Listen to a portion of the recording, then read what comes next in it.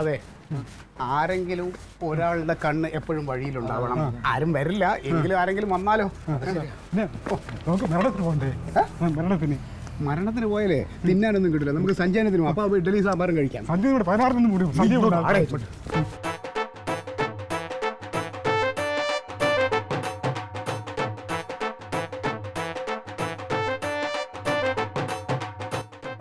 അതെ, ഒരു കാര്യം ചെയ്യാം. നമുക്ക് ആദ്യം മാർക്ക് ചെയ്തിട്ട് ആവശ്യമുള്ള സ്ഥലം മാത്രം കുഴിക്കാം. അതേ പറ്റും. അവരെന്തായാലും വരാൻ വൈകുന്നേരമാവും. മരിപ്പ് ആ അടക്കം എല്ലാം കഴിഞ്ഞ് വരുമ്പോൾ വൈകുന്നേരമാവും. ഒരു കാര്യം ചെയ്യാം, കട്ടിൽ ചരിച്ചു വയ്ക്കാം.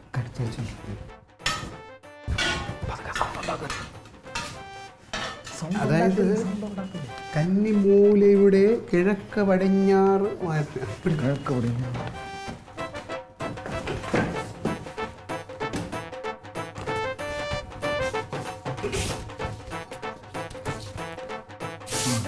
ഇത്ര നടരാജ നോക്കെടുത്ത് വരച്ച് എന്തോന്നട ഇത്? ഇവിടെ സംഭവം ഇവിടെ ഇത്രയും കുഴിക്കാം. അപ്പോൾ ഒന്ന് കുഴിക്കരുത്. അവർ പറഞ്ഞിട്ട് തിരിച്ച് അതുപോലെ നമുക്ക് സിമ്പൽ ചെയ്ത് വെക്കണം. നിനക്കറിയാലോ ഈ വളരെ ടൈൽസ് പണിക്കാരനല്ലേ? ഗ്രില്ല് പൂട്ടിയില്ല. ഞാനേ ഗ്രില്ല് പൂട്ടിയിട്ട് വരാം. സമ്മതിക്കണം.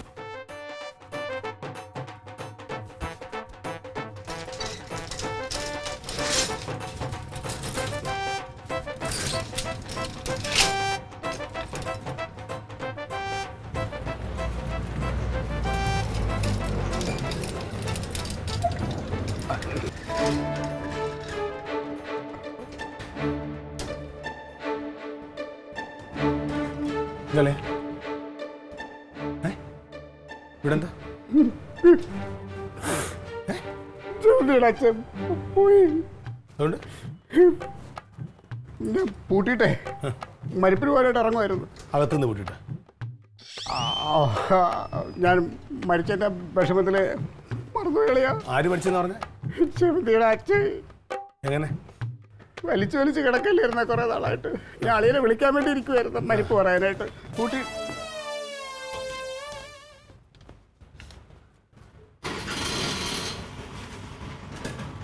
ജമന്തി മരണത്തിന് പോയില്ലേ? എന്തോ ക്ലീറ്റോ ചേട്ടാ ഇത്? ജീവിച്ചിരിക്കുന്ന ആളെ പറ്റി മരിച്ചെന്ന് പറയുന്നത്? ക്ലീറ്റോ ചേട്ടന്റെ അച്ഛനാണ് ഇങ്ങനെ പറഞ്ഞിരുന്നെങ്കിലാ? വെറുതെ തോന്നിയാസം പറയുന്നു. എന്താടാ ചെയ്യണത്? അവൾ നേരെ ഓഫീസിലേക്ക് വന്നത്, ഞങ്ങൾ അങ്ങോട്ട് പോയി. അവിടെ ഇരിപ്പുണ്ട് ആള്. ഈ അനാവശ്യം പറയുന്നതിനുണ്ടല്ലോ, അടിച്ചിന്റെ ചെവുക്കിൽ പിടിക്കാൻ വേണ്ടത്. ഇറങ്ങളിത് കളിയാ. അവന്മാര് പാവങ്ങളാ. അതെ അളിയാ,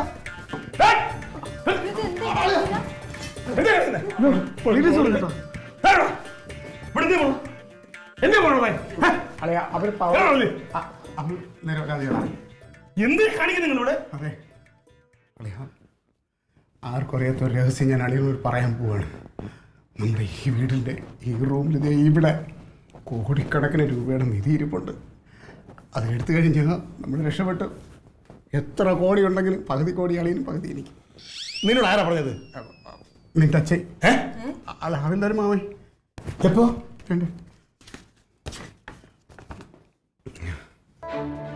ഞാനൊരു പട്ടാളക്കാരനായിരുന്നത് കൊണ്ടാണ് ഇങ്ങനെ എഴുതുന്നത്. അതിർത്തിയിൽ തോക്കൻ കുഴൽ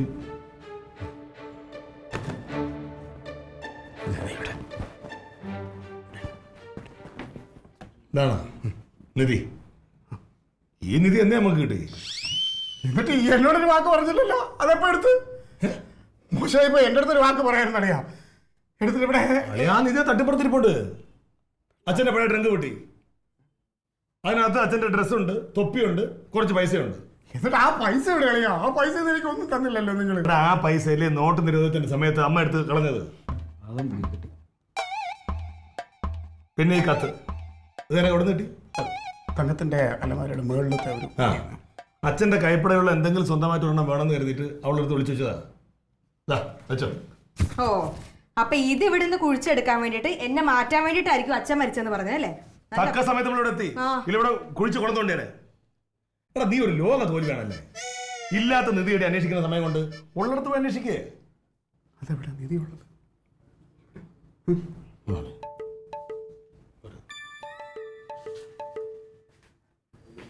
നമ്മുടെ പറമ്പിൻ്റെ ഏതോ ഒരു തെങ്ങിൻ്റെ മൂട്ടിൽ അച്ഛൻ നിധി ഒളിപ്പിച്ചിട്ടുണ്ട്.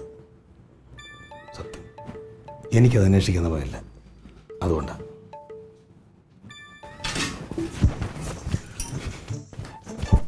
കനക പറഞ്ഞ സത്യം. സത്യം. പാടാ. അത് ഏത് തെങ്ങിന്റെ മൂട്ടിലാ കേട്ടാ? അവിടെ ഒരു 10-25 തെങ്ങുണ്ട്. അതിലെത്തിന് ആളച്ച് തലവെടുപ്പിക്കാനെങ്കിലേ ഒരുപാട് പൈസയാവും. ഇതാകുമ്പോൾ ഈ 3 കിഴങ്ങന്മാരും കൂടെ പോയി കളക്കി തള്ളിക്കോളും.